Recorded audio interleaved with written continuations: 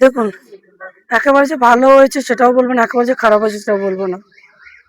কিন্তু কিছু কিছু বুথে সিসি ক্যামেরার ডাউট আছে এবং ইভিএমেরও ডাউট আছে।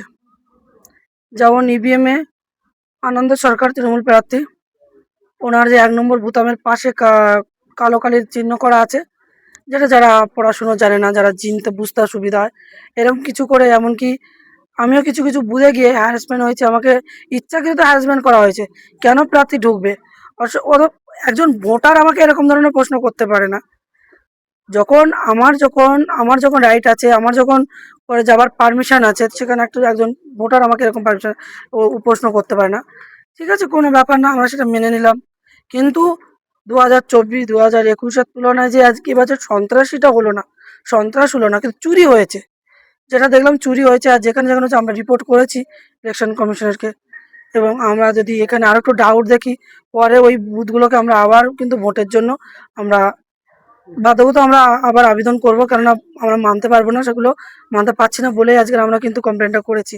আর মোট খুব সুন্দরই হয়েছে। এই পর্যন্ত যা ঘুরলেন তাতে করে কি আশা করছেন?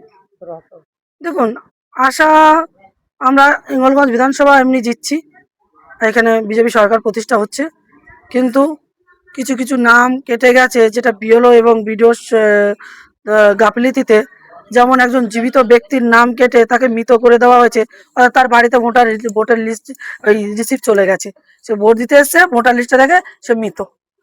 এই বিষয়গুলো নিয়ে আমাদের অনেক কৌতূহল তৈরি হচ্ছে এবং অনেক বৈধ ভোটারও কেটে গেছেন আমাদের হিঙ্গলগঞ্জ বিধানসভার।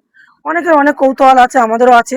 আমরা চাই যে এটা কেটে গেছে সেটা তো আর এই নির্বাচনের সময় সম্ভব নয় তোলা, কিন্তু আমাদের বিজেপি সরকার ক্ষমতায় আসার পরে আমরা বৈধ ভোটারকে আবার নতুন করে পুনরায় আমরা আবার তাদের নাগরিকত্ব এবং তাদের ভোট অধিকার ফিরিয়ে দেবো।